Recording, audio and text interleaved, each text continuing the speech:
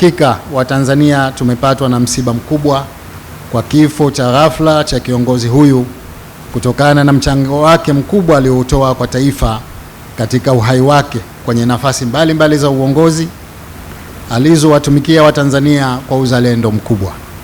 Marehemu William Lukuvi ni miongoni mwa viongozi waandamizi wa serikali ya Jamhuri ya Muungano wa Tanzania aliyoitumikia katika awamu mbalimbali za uongozi wa nchi yetu.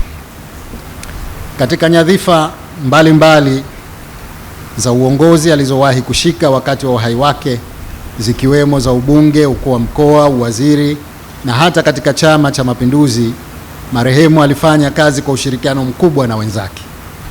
Alikuwa ni mzalendo aliyejitolea kwa dhati katika kulitumikia taifa letu kwa moyo na aliweka mbele maslahi ya nchi. Tutaendelea kumkumbuka kwa juhudi zake katika kushughulikia changamoto za wananchi, hasa wanyonge, katika kukabiliana na migogoro ya ardhi nchini.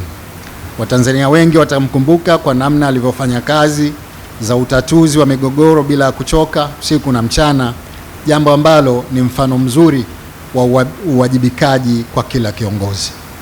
Kwa hakika, namna bora zaidi ya kumwenzi mpendwa wetu marehemu William Lukuvi ni kuendeleza maono yake na kuiga mfano wake bora wa kuchapa kazi kwa bidii, uwajibikaji na kuwatumikia Watanzania kwa moyo na uzalendo.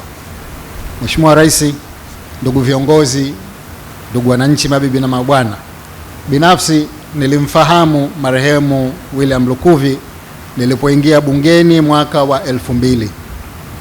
Kwa miaka 20 tokea mwaka huo hadi nilipokwenda Zanzibar mwaka 2020, tulikuwa pamoja kama mawaziri katika serikali ya Jamhuri ya Muungano wa Tanzania katika awamu za hayati Mzee Mkapa, Mzee Kikwete na hayati Mzee Magufuli. Yeye aliendelea kuwa kwenye baraza la mawaziri hadi awamu hii ya Rais Samia Suluhu Hassan kutokana na utendaji wake wa kazi ambao ulikuwa na umahiri mkubwa, uwajibikaji na uzalendo. Hivyo tutaendelea kumkumbuka kwa ushirikiano wake katika kazi, lakini nje ya kazi, kwangu mimi alikuwa ni rafiki wa karibu. Mke wake na mke wangu ni marafiki wa karibu, watoto wao na watoto wangu ni marafiki wa karibu. Kwa hivyo tumempoteza mtu wa karibu kwa familia.